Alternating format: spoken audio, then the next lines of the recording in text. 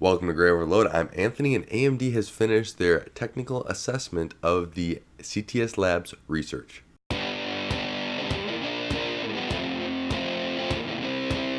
CTS-Labs came out with research about 4 different categories of AMD flaws with the AMD Ryzen and EPYC chips. So those were Master Key, Ryzen Fall, Fallout, and Chimera. And these 4 flaws, AMD had less than 24 hours to have the research and respond before it was released to the public here. And so AMD has finally finished their technical assessment of this, and that's what we'll be going through right now.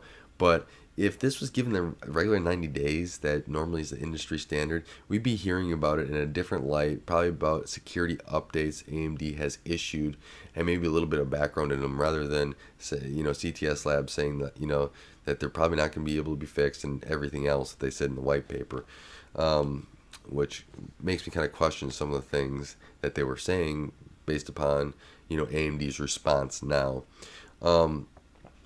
Now, one thing I would like to say is that these all have to have administrative access to be able to be executed. And one thing is if you already have a compromised system, chances are there's going to be also other things, or if you have a compromised system, there will be other things that somebody can do as well. So these are just in addition to that as well. But to start off, AMD broke this down into 3 different groups. First, Master Key, and this is basically the attacker who's already has compromised the system is going to be able to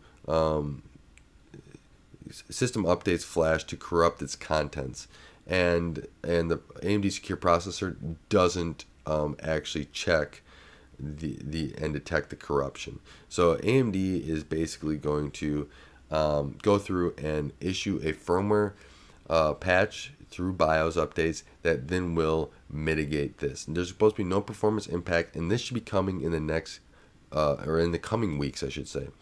And so that's great. AMD's taking care of this pretty quickly, it seems, so we'll just have to wait for those BIOS updates and see when they actually come out and start hitting systems. The next group is Ryzen Fall and Fallout, and this is an attacker who, again, already has compromised the system, and the security of the system writes to the AMD secure processor registers and exploits the vulnerability interface between the x86 and the AMD secure processor. Again, this is a firmware patch released through BIOS updates. There's supposed to be no performance impact, and AMD is working on these firmware updates that will plan to be released in the coming weeks. So again, we have to watch with this, and after about a week, because AMD released this a couple days ago, AMD, I feel like, has done a great job at getting that security taken care of and being on top of it, rather than letting it be rolled down the road a little bit here. So I'm great to see them working on this, and I can't wait to actually apply the updates and just be able to test it out as well. So I know I have a Threadripper system right here, and then I also have some friends with other Ryzen systems as well, so I want to I'll be staying on top of this here as well. But then you have the last one, which is Chimera, and this one is slightly different because it's based upon the ASMedia. AMD contracted ASMedia to help create their chipset in their processor here, and so this one is going to be basically affecting the AM4 desktop processors, and then as well as the Threadripper platforms as well. And this is an attacker who's already compromised the system, installs malicious driver to exploit certain chipset functions. And so AMD has gone through and been working with ASMedia to help get the patches out to mitigate this as well. And so these will also be released through BIOS updates, and there's supposed to be no performance impact. AMD is also working with the third-party provider and design manufacturer of the chipsets for the appropriate mitigations as well. So AMD's working on that as well. So that's great, and I really like that AMD's putting forth a good effort to get the security done, especially working with the third-party, as working with ASMedia to get those fixed as well. And one interesting thing here, though, is that CTS Labs never mentioned anything about Intel and Intel boards with the ASMedia chip on them either. And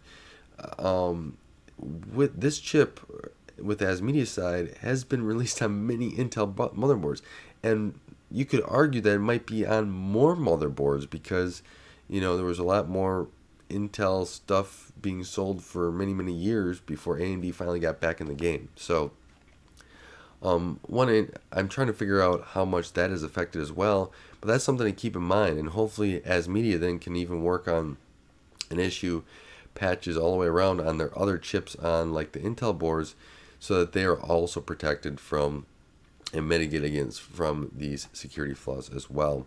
But I want to thank you for watching. Thank you for taking time to help grow this channel.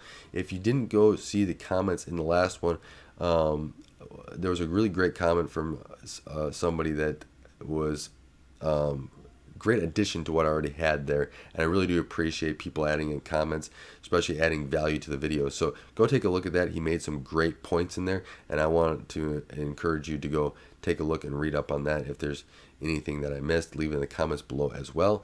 But until next time, don't forget to like and subscribe. Thanks for watching Graya Overload. If you like this content, be sure to subscribe